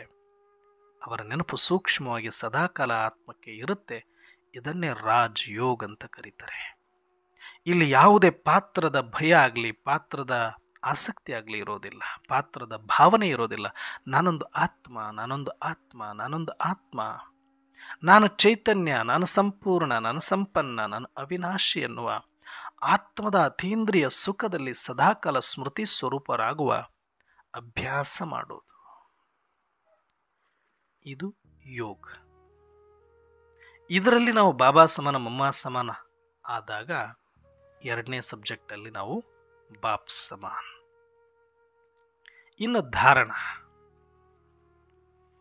ಧಾರಣ ಅಂತಂದ ತಕ್ಷಣನೇ ನಮಗೇನು ಬರುತ್ತೆ? ಈರುಳ್ಳಿ ಬೆಳ್ಳುಳ್ಳಿ, ಬ್ರಹ್ಮಚರ್ಯ, ಮುರಳಿ ಕೇಳೋದು, ಯೋಗ ಮಾಡೋದು. ಇಷ್ಟು ಸ್ಥೂಲವಾದಂಥ ಆಚರಣೆಗಳನ್ನು ನಾವು ಧಾರಣೆ ಅನ್ಕೊಂಡ್ಬಿಟ್ಟಿದ್ದೀವಿ. ಇದು ಒಂದು ಪಾತ್ರಕ್ಕಾಗಿ ಯಾವುದೇ ಧರ್ಮದಲ್ಲಿ ಇರಬಹುದಾದಂಥ ಒಂದು ಸಾಮಾನ್ಯ ನಿಯಮಗಳು. ಇದನ್ನು ನಾವು ಏನೋ ದೊಡ್ಡದಾಗಿ ನಾವು ಬೇರೆ ಮಾಡ್ತಿದ್ದೀವಿ ಅನ್ನುವಂಥ, ಬೇರೆ ಲೋಕಕ್ಕೆ ಹೋಗ್ಬಿಟ್ಟು ನಾವೆಲ್ಲ ಸಾಧಿಸಿಬಿಟ್ಟಿದ್ದೀವಿ ಅನ್ನೋ ಭ್ರಮೆ ತರಿಸುವಂಥ ಧಾರಣೆಗಳಾಗಬಾರ್ದು ಇವು. ಇಷ್ಟು ಮಾಡೋದ್ರಿಂದ ಯಾರು ಲಕ್ಷ್ಮೀನಾರಾಯಣ ಆಗೋದಿರಲಿ, ಸ್ವರ್ಗದ ಕಡೆಗೆ ನೋಡಲಿಕ್ಕೂ ಸಾಧ್ಯ ಇಲ್ಲ. ಧಾರಣ ಅಂತಂದರೆ ಧರಿಸುವುದು. ಯಾವ ಸ್ಮೃತಿಯನ್ನು ಅಭ್ಯಾಸ ಮಾಡ್ತಿದ್ದೀವಿ, ಆತ್ಮ ಇದೆ, ಆದರೆ ಅದಕ್ಕೆ ಸ್ಮೃತಿಯ ಧಾರಣ ಆಗಬೇಕಾಗಿದೆ. ಯೋಗ ಅಂತಂದರೆ ಅಭ್ಯಾಸ ಮಾಡೋದು, ಧಾರಣ ಅಂತಂದರೆ ಅದನ್ನು ನಿರಂತರವಾಗಿ ಕಾಪಾಡಿಕೊಳ್ಳೋದು. ಆ ಸ್ಮೃತಿ ಸ್ವರೂಪ, ಆ ಆತ್ಮದ ಸ್ಮೃತಿಯ ಜ್ಯೋತಿ ಆರದಂತೆ ಅದನ್ನು ಕಾಪಾಡಿಕೊಳ್ಳೋದು ಧಾರಣೆ. ಸ್ಥೂಲ ಧಾರಣೆ, ಸ್ಥೂಲ ಸಂಪ್ರದಾಯ, ಒಂದು ಬ್ರಾಹ್ಮಣ ಧರ್ಮಕ್ಕೆ ಬೇಕಾದ ನಿಯಮಗಳು, ಅದೆಲ್ಲ ಈ ಸಬ್ಜೆಕ್ಟಲ್ಲಿ ಬರೋದಿಲ್ಲ. ಅದು ಧಾರಣೆ ಅಂದರೆ ತುಂಬ ಸೂಕ್ಷ್ಮವಾಗಿದೆ. ಅದು ಔಪಚಾರಿಕ ನಿಯಮಗಳು. ಒಂದು ಸ್ಕೂಲ್ ಇದೆ ಅಂತಂದ ಮೇಲೆ ಅಲ್ಲಿ ಯೂನಿಫಾರ್ಮ್ ಹಾಕೋದು, ಶೂಸ್ ಹಾಕೋದು, ಸರಿಯಾಗಿ ಕಟ್ಟಿಂಗ್ ಮಾಡಿಸ್ಕೊಳ್ಳೋದು, ಹಲ್ಲು ಉಜ್ಜೋದು, ನೀಲ್ ಕಟ್ ಮಾಡ್ಕೊಳ್ಳೋದು, ಇದೆಲ್ಲ ಚೆಕ್ ಮಾಡ್ತಾರೆ ಸ್ಟೂಡೆಂಟ್ಸ್ಗಳಿಗೆ ಪ್ರತಿದಿನ ಮಾನಿಟರ್ಸ್. ಅವುಗಳನ್ನು ಮಾಡಿಲ್ಲ ಅಂದಾಗ ಪನಿಷ್ಮೆಂಟ್ ಕೊಡ್ತಾರೆ. ಶೂಸ್ ಯಾಕೆ ಹಾಕ್ಕೊಂಡು ಬಂದಿಲ್ಲ, ಯೂನಿಫಾರ್ಮ್ ಯಾಕೆ ಹಾಕ್ಕೊಂಡು ಬಂದಿಲ್ಲ, ನೀಲ್ ಕಟ್ ಯಾಕೆ ಮಾಡಿಲ್ಲ, ಬ್ರಷ್ ಯಾಕೆ ಮಾಡಿಲ್ಲ, ಹೇರ್ ಆಯಿಲ್ ಯಾಕೆ ಹಾಕಿಲ್ಲ, ಇವು ಎಲ್ಲನೂ ಕೂಡ ಏನು ಒಂದು ಶಿಸ್ತು. ಆ ಸ್ಕೂಲಿನಲ್ಲಿ ಇರಬಹುದಾದಂಥ ಒಂದು ಬೇಸಿಕ್ ಶಿಸ್ತಿಗಾಗಿ ಮಾಡಿರುವ ನಿಯಮಗಳೇ ಹೊರತಾಗಿ ಅದರಿಂದನೇ ಯಾರು 360 ಡೇಸ್ ಅಥವಾ ಯಾರು ಪೂರ್ತಿ ಎಲ್ಲ ದಿನಗಳು ಯೂನಿಫಾರ್ಮ್ ಹಾಕೊಂಬಂದುಬಿಟ್ಟಿದ್ದಾರೆ, ಶೂಸ್ ಹಾಕೊಂಬಂದುಬಿಟ್ಟಿದ್ದಾರೆ, ಎಲ್ಲ ಶಿಸ್ತಿನಿಂದ ಇದ್ದಾರೆ, ಅವರು ಪಾಸ್ ಅಂತ ಹೇಳಕ್ಕೆ ಆಗಲ್ಲ. ಹೇಗೋ ಹಾಗೆ ಇಲ್ಲಿ ಈರುಳ್ಳಿ ಬಿಟುಳ್ಳಿ ಬ್ರಹ್ಮಚರ್ಯ ಅಥವಾ ಮುರಳಿ ಕೇಳಿಬಿಟ್ಟಿದ್ದೀವಿ, ನಾವು ದಿನಾಲೂ ಬರ್ತೀವಿ ಅಕ್ಕೋರೆ, ದಿನಾಲೂ ಒಂದು ವಾರನೂ ಮಿಸ್ ಮಾಡಲ್ಲ, ಬಾಬರವ್ರು ಭೋಗ ತೊಗೊಳ್ತೀವಿ, ಟೋಲಿ ತೊಗೊಳ್ತೀವಿ ಅಕ್ಕವ್ರೆ, ನಾವು ಪಾಸ್ ಅಂದರೆ ನೋ ಚಾನ್ಸ್. ನಾನು ಸುಮಾರು ಆತ್ಮರನ್ನು ನೋಡಿದ್ದೀನಿ. ಅಪ್ಪ, ಇದೇ ಕಲಿಯುಗ, ಇದೇ ಮಾಯಾಯುಗ ಅನಿಸುತ್ತೆ. ಎಷ್ಟೋ ಆತ್ಮರು ಒಂದು ಭಯದಿಂದ ಬರ್ತಾರೋ, ಒಂದು ಭಕ್ತಿಯಿಂದ ಬರ್ತಾರೋ, ಒಂದು ಭಾವನೆಯಿಂದ ಬರ್ತಾರೆ ಖಂಡಿತ, ಅದರಲ್ಲೂ ಅಪ್ರಿಸಿಯೇಟ್ ಮಾಡಬೇಕಾಗಿರೋದೆ. ಹೀಗೆ ದೇವಸ್ಥಾನಗಳಿಗೆ ಹಿಂದೆ ಹೋಗ್ತಾ ಇದ್ರು, ಸೋಮವಾರ ಬಂದರೆ ಈ ದೇವಸ್ಥಾನ, ಮಂಗಳವಾರ ಬಂದರೆ ಆ ದೇವಸ್ಥಾನ. ಅದೇ ರೀತಿ ಸಂಪ್ರದಾಯದಂತೆ ಇಲ್ಲಿ ಪ್ರತಿದಿನ ಅಮೃತ ವೇಳೆ ಎದ್ದೇಳ್ತಾರೆ, ಈರುಳ್ಳಿ ಬೆಳ್ಳಿ ನಾನು ತಿನ್ನಲ್ಲ ಧಾರಣೆ ಮಾಡ್ತಾರೆ. ಓಕೆ, ಮುರಳಿಯಲ್ಲಿ ಬರ್ತಾರೆ, ಹಂಗಕ್ಕೋರೆ ಹಿಂಗಕ್ಕೋರೆ ಅಂತ ಹೇಳ್ತಾರೆ, ಟಾಟಾ ಬಾಯ್ ಬಾಯ್ ಮಾಡಿ ಹೋಗ್ತಾರೆ. ಮತ್ತೆ ಪಂಕ್ಚುವಲ್ ಅಂದರೆ ಪಂಕ್ಚುವಲ್, ಡೈಲಿ ಬರ್ತಾರೆ. ಅಪ್ಪ, ಹೊರಗಡೆ ನೋಡ್ಬೇಕವ್ರ ಆಕಾರ, ಮನೆಯಲ್ಲಿ ನೋಡ್ಬೇಕವ್ರ ಆಕಾರಗಳನ್ನು. ಮಾತೆತ್ತಿದ್ರೆ ಕೋಪ, ಮಾತೆತ್ತಿದ್ರೆ ಜಿಪುಣತನ, ಮಾತೆತ್ತಿದ್ರೆ ಲೋಭಿತನ, ಮಾತೆತ್ತಿದ್ರೆ ವ್ಯರ್ಥ, ಪರಚಿಂತನೆ, ಪರದರ್ಶನ. ನೋಡಿದ್ರಲ್ಲಿ 100% accurate student, obedient student. Daily ಬರೋದೇನು, ಬ್ಯಾಡ್ ಜಕ್ಕೊಳ್ಳೋದೇನು, ನಾನು ತಿನ್ನೋಲ್ಲ ಅಂತ ಹೇಳಿ ಬಿಟ್ಟಿರೋದೇನು, ಪ್ರತಿನಿತ್ಯ ಮುರಳಿ ಕೇಳೋದೇನು, ಅಟೆಂಡೆನ್ಸ್ ಹಾಕೋದೇನು. ಓಕೆ, ಇದೆಲ್ಲ ಮಾಡಬೇಕು ನಿಜ. ಆದರೆ ಈ ಸ್ಥೂಲ ಧಾರಣೆಗಳು ಮಾಡಿದ ಮೇಲೆ ಒಳಗಡೆ ಸೂಕ್ಷ್ಮ ಪರಿವರ್ತನೆ ಆಗಿದೆಯಾ ಅಂತ ಚೆಕ್ ಮಾಡಿಕೊಳ್ಬೇಕು. ಒಳಗಡೆ ಸೂಕ್ಷ್ಮ ಧಾರಣೆಗಳಿಲ್ಲದ ಈ ಸ್ಥೂಲ ಧಾರಣೆಗಳು ಒಂದು ಬೂಟಾಟಿಕೆ ಆಗುತ್ತೆ, ಒಂದು ಡಿಸ್ಸರ್ವಿಸ್ ಆಗುತ್ತೆ.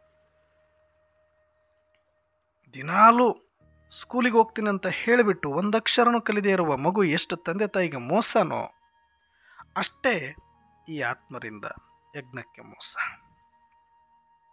ಬೆಲೆ ಏನೂ ಮಾಡದೇ ಇರೋರಿಗಿಂತ ಮಾಡೋದು ಉತ್ತಮ ನಿಜ. ಆದರೆ ಮಾಡಿದರೆ, ಇಷ್ಟು ಮಾಡಿದ ಮೇಲೆ ಒಳಗಡೆ ಹೋಗ್ಬಿಟ್ರೆ ನೀವು ಎಲ್ಲೋ ಹೋಗ್ಬಿಡ್ತೀರಿ. ಅದಕ್ಕೆ ನಾನು ಇದೆಲ್ಲನೂ ಮತ್ತೆ ನಾನು ಯಾಕೆ ಜಾಸ್ತಿ ಒಂದಷ್ಟು ತಪ್ಪುಗಳನ್ನೇ ಹೇಳ್ತಾ ಬರ್ತೀನಿ ಅಂದರೆ, ನಮಗೆ ನಮ್ಮ ತಪ್ಪುಗಳು ಗೊತ್ತಾಗೋದಿಲ್ಲ. ಸರಿ ಮಾಡ್ಕೊಳ್ಳೋದಕ್ಕೆ ಒಂದು ರಿಯಲೈಸೇಷನ್ ಬೇಕಾಗುತ್ತೆ. ನಾವು ಮಾಡ್ತಿರೋದೇ ಸರಿ ಅಂತ ಹೋಗ್ತಾ ಇರ್ತೀವಿ. ಹಾಗಾಗಿ ನಾನು ಮತ್ತೆ ನಮ್ಮನ್ನು ನಾವು ಜಾಗೃತಿ ಮಾಡ್ಕೊಳ್ಳೋದಕ್ಕೆ ಈ ಎಲ್ಲ ಮಾತುಗಳನ್ನು ಹಾಡ್ತೀನಿ. ನನಗೂ ಬರೀ ಪಾಸಿಟಿವ್ ಆಗಿ ಮಾತಾಡ್ಕೊಂತ ಕೂಡಕ್ಕೆ ಬರುತ್ತೆ. ಆದರೆ ಅದರಿಂದ ಯಾವ ಲಾಭನೂ ಇಲ್ಲ. ಕತೆಗಳ ಥರ, ಪುರಾಣಗಳ ಥರ ಕೇಳೋದ್ರಿಂದ ನಾವು ಏನು ತಪ್ಪು ಮಾಡ್ತಿದ್ದೀವಿ ಅಂತ ನಮಗೆ ರಿಯಲೈಸ್ ಮಾಡ್ಕೊಳ್ಳೋದಕ್ಕೆ ಜ್ಞಾನ ಬೇಕಾಗಿರೋದು. ಹಾಗಾಗಿ ಎಲ್ಲೆಲ್ಲಿ ಸೂಕ್ಷ್ಮ ತಪ್ಪುಗಳು ನಡೆಯುತ್ತೆ ಅದನ್ನು ಎತ್ತಿ ತೋರಿಸೋದಕ್ಕೆ ನಾನು ನಿಮಿತ್ತ ಅಂತ ನಾನು ಮಾಡ್ತಾ ಇದ್ದೀನಿ. ಅಷ್ಟೇ ಬಿಟ್ಟರೆ ಅದು ನನ್ನನ್ನು ಸೇರಿಸಿಕೊಂಡೆ ಒಳಗಡೆ. ಈ ಅಣ್ಣವ್ರ ಕ್ಲಾಸ್ಗಳು ಬೈತಾ ಇರ್ತಾರೆ, ಹೇಳ್ತಾ ಇರ್ತಾರೆ ಅಂತ ಅಂದ್ಕೊಳ್ಬೇಡಿ. ನನಗೆ ಯಾವ ಉದ್ದೇಶನೂ ಇಲ್ಲ, ಯಾರ ಮೇಲೆ ಹಿಂಗೆ ಬೆರಳು ಮಾಡಿ ತೋರಿಸೋಕೆ ಸಾಧ್ಯನೇ ಇಲ್ಲ. ನನಗದರ ಅವಶ್ಯಕತೆನೇ ಇಲ್ಲ. ವ್ಯರ್ಥ ನನಗೆ ಹಂಗೆ ನೋಡಿದರೆ. ಇದೆಲ್ಲ ವಿಸ್ತಾರ ನನಗೆ ಬೇಕೇ ಇಲ್ಲ ಇದೆಲ್ಲನೂ ಕೂಡ. ಆದರೆ ಅಂಥ ಆತ್ಮರಿಗೆ ಇದು ಅರ್ಥ ಆಗಬೇಕು. ಪಾಪ ಅವರು ಪ್ರಯತ್ನ ಪಡ್ತಿದ್ದಾರೆ, ದಿನಾಲೂ ಬರ್ತಾ ಇದ್ದಾರೆ, ಸಮಯ ಕೊಡ್ತಿದ್ದಾರೆ, ಶ್ರಮ ಆಗ್ತಿದ್ದಾರೆ. ಇಷ್ಟರಲ್ಲೇ ಮುಗಿದೋಗ್ಬಿಡ್ತು ಅಂತ ಪಾಪ ಇಷ್ಟಕ್ಕೆ ಅವ್ರನ್ನ ಸುಮ್ಮನೆ ಇರಿಸ್ಬಿಟ್ಟಿದ್ದಾರೆ. ಇಷ್ಟೇ ಅಲ್ಲ ನೀನು ಮಾಡು ಅಂತ ಹೇಳುವಷ್ಟು ಧೈರ್ಯ ಅಲ್ಲಿ ನಿಮಿತ್ತರು ತೋರಿಸಲ್ಲ. ಯಾಕೆ ಅಂದರೆ ಅವ್ರನ್ನೂ ಕಳ್ಕೊಂಡ್ಬಿಡ್ತೀವಿ ಅನ್ನೋ ಭಯ ಇವರಿಗೆ. ಯಾಕಂದರೆ ಅಷ್ಟು ಸೂಕ್ಷ್ಮ ಆಗೋಗಿದೆ ಮನಸ್ಸು.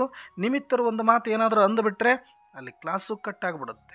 ಅಷ್ಟು ಸೂಕ್ಷ್ಮ ಆಗೋಗ್ಬಿಟ್ಟಿದೆ. ಅಕ್ಕವ್ರು ನನಗೆ ಅವಮಾನ ಮಾಡಿಬಿಟ್ರು, ನನಗೆ ಹಿಂಗೆ ಹೇಳ್ಬಿಟ್ರು ಅಂದರೆ ನಾನು ಹೋಗ್ತಿರೋ ಸರಿ ಇಲ್ಲ, ಅಷ್ಟು ಮೃದು ಆಗಿಬಿಟ್ಟಿದೆ. ಅಕ್ಕವ್ರು ಒಂದು ಮಾತನ್ನಂಗಿಲ್ಲ, ಒಂದು ಹೇಳೋಂಗಿಲ್ಲ.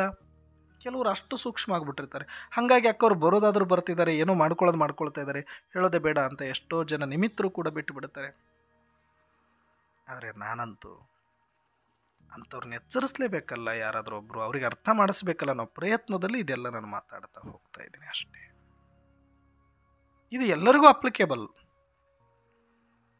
ಇರೋ ಸತ್ಯ ಏನಿದೆ, ವಾಸ್ತವವನ್ನು ಆಗೋದನ್ನು ಇವಾಗ ನಾವು ಮಾತಾಡಿದ್ರೇ ಅರ್ಥ ಮಾಡಿಕೊಂಡು ಮುಂದೆ ಹೋಗ್ಲಿಕ್ಕೆ ಸಾಧ್ಯ ಆಗುತ್ತೆ. ಹಾಗಾಗಿ